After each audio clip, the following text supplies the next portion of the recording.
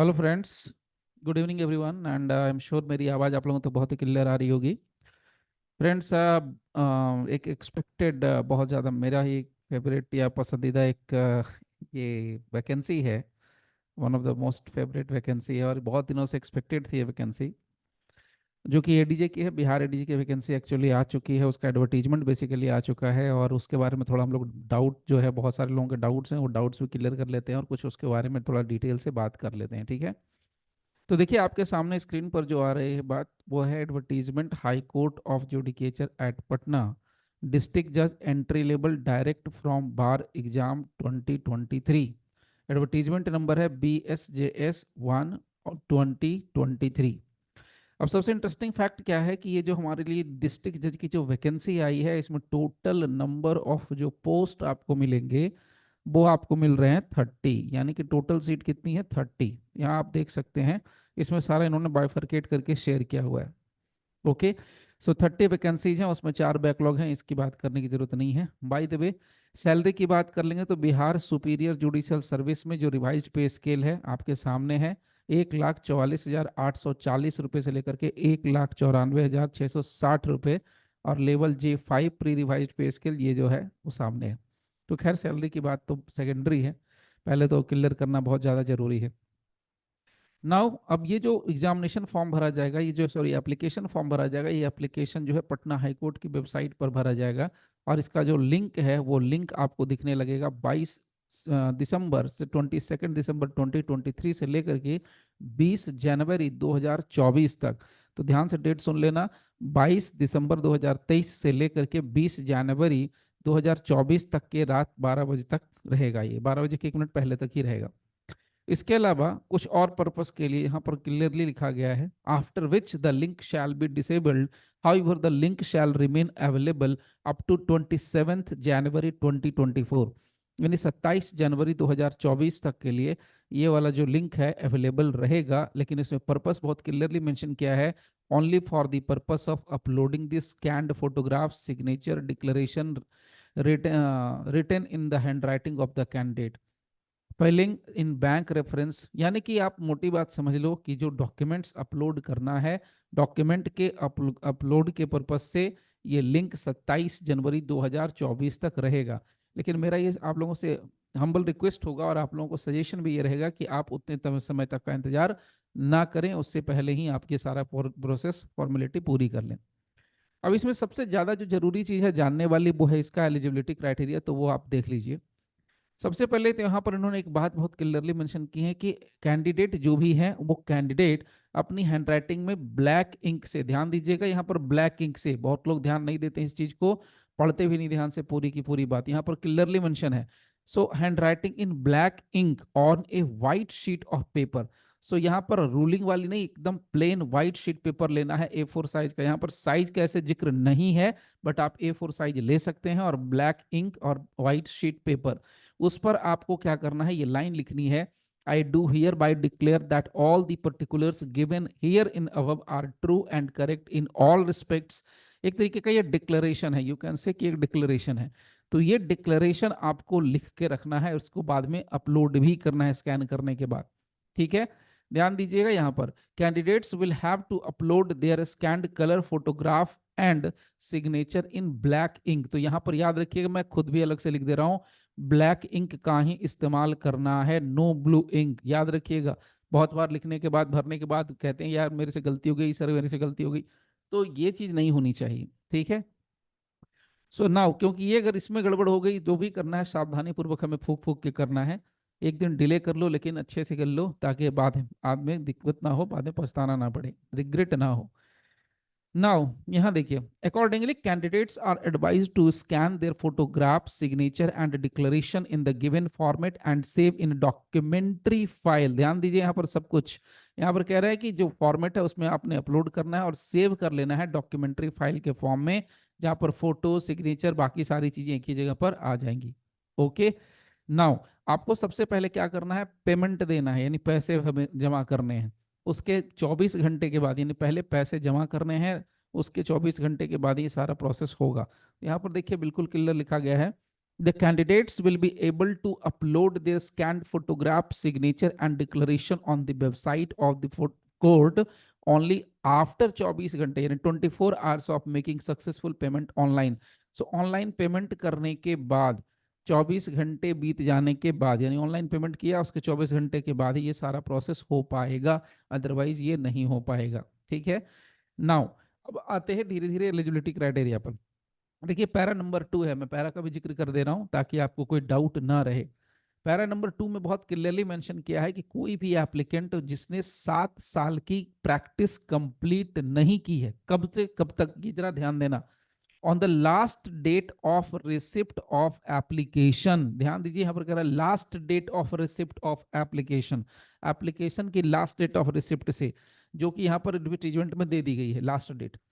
Now उसमें and who does not give declaration, पहली बात तो 7 साल की प्रैक्टिस होनी चाहिए लास्ट डेट तक। उसके अलावा क्या यहाँ पर है, जिसने डिक्लेरेशन नहीं दिया है, और डिक्लेरेशन में यहाँ पर क्लियर है 24 cases per year, 24 cases per year, मैं क्लियर कर दे रहा हूं 24 केसेस पर ईयर है, यानी हर एक साल में 24 केस, और in the last 3 years, so 24 cases per year in the last 3 years. Okay, तब ये अगर नहीं है तो वो कैंडिडेट एलिजिबल नहीं होगा। हालांकि ये सारी चीजें जब होंगी तो ये मेंस के यानी कि रिटन जो एग्जाम होगा वहां पर उसके बाद ही ये सारी चीजें होंगी। The candidates qualifying in the written test shall be required to give declaration of appearance at least 24 cases per year, 24 case per year, तो 24 केस पर ईयर का मतलब एक साल में 24 case. Now in the last 3 years preceding the year of advertisement which is 2022-23, 2022-23, यानी 2022 से, यहां देख लीजिए 2022 से 2023, तो अगर हम लोग 2022 से 2023 का मामला कंसीडर कर लें तो इसमें प्रीसीडिंग ईयर कैसे काउंट करना है वो भी थोड़ा समझ लें। तो मतलब बड़ा सीधा है, अगर आप लोग इसके पीछे चल जाएं 3 साल पीछे, तो 2020 से 2021 हो गया, इसके बाद 2021 से 2022 हो गया, और इसके बाद अगर आप देखोगे 2022 से 2023 हो गया। तो यहां पर आपको 3 साल पीछे के चल गए, यहां पर क्लियर मेंशन इन्होंने किया है 3 years preceding the year of advertisement which is 2022-23, यानी जो एडवर्टीजमेंट का ईयर है 2022 है और 2023 है, तो ये हमारा एडवर्टीजमेंट का ईयर है, तो इसके पीछे चले जाएंगे। सो नाउ यहां से लेकर के चल जाना आगे। नाउ सी, यहाँ पर एक और पॉइंट क्लियर कर दिया इन्होंने, जो एपीपी वगैरह हैं, एपीओ वगैरह हैं, वो भी एलिजिबल हैं, उनका भी अगर है तो 7 साल वो कर सकते हैं, दैट्स इट। एज लिमिट की बात कर लें तो पैरा नंबर 3 में एज लिमिट कहा गया है, तो एज लिमिट में हम देख लीजिए कि यहाँ पर क्या कहते हैं, 1 जनवरी 2023, 1 जनवरी 2023 को अगर आपकी उम्र 50 साल तक की है तब तो ठीक है, उससे ऊपर नहीं, और 35 से नीचे नहीं, यानी 35 से कम नहीं और 50 से ज्यादा नहीं, ये आपका 35:50 का रेशियो है, और डेट याद रखिएगा 1 जनवरी 2023। इसके अलावा बाकी की जो कट ऑफ है, यानी बाकी का, ये देखिए कट ऑफ डेट जो बताया जा रहा है, देखिए ध्यान से, the cut off date for the purpose of consideration of the eligibility, age की बात खत्म हो गई, एज के लिए आपको 1 जनवरी 2023 ही देखना है, एज को छोड़ दें तो 20 जनवरी 2024 लेना है, 20 जनवरी 2024, यानी डॉक्यूमेंटेशन 7 साल वो सारी चीजें यहां से लेने के लिए 20 जनवरी 2024 का आपको डेट पकड़ के चलना पड़ेगा, याद रखिएगा। बाकी रिजर्वेशन वाले पॉइंट पे कुछ है नहीं, वो तो कॉमन सी बात है, जिसको जहाँ एक सीट के लिए है, मेरे को नहीं लगता कि रिजर्वेशन वाले पॉइंट पर ज़्यादा कुछ बोलने की ज़रूरत है। फिलहाल मैं और एक पॉइंट आपको यहाँ शेयर करता हूँ, सब्जेक्ट्स कौन कौन से हैं, क्या क्या चीज़ें आएंगी वो, ठीक है। नाउ लेट्स सी, ये सारी चीज़ें यहाँ पर देखिए, the full marks for screening test shall be 300, यानी कि जो पीटी का एग्जाम होगा जिसको ये स्क्रीनिंग टेस्ट बोल रहे हैं वो 300 नंबर का होगा, और इसमें 100 क्वेश्चंस होंगे, यानी एक क्वेश्चन जो है वो 3 मार्क्स का होगा, और अगर 100 क्वेश्चन हो गए तो वो कितने हो गए, 300 मार्क्स के हो गए। इंटरेस्टिंग बात जो है, आपको ध्यान रखने वाली बात क्या है, केयरफुल रहने की बात क्या है, कि हर एक गलत आंसर पर आपका 1 नंबर कटेगा, यहां पर क्लियर है, and each question will carry 3 marks, but each wrong answer will incur 0 1 यानी निगेटिव मार्क, एक नंबर निगेटिव मार्क. सो निगेटिव मार्किंग भी यहां पर है, हर एक गलत पर एक number. It shall be of objective type. इसमें क्या क्या चीजें आएंगी? The questions will be in the subjects of law, law में रहेगा. इंग्लिश लैंग्वेज का पेपर होगा. जनरल एंड कंप्यूटर नॉलेज रहेगा.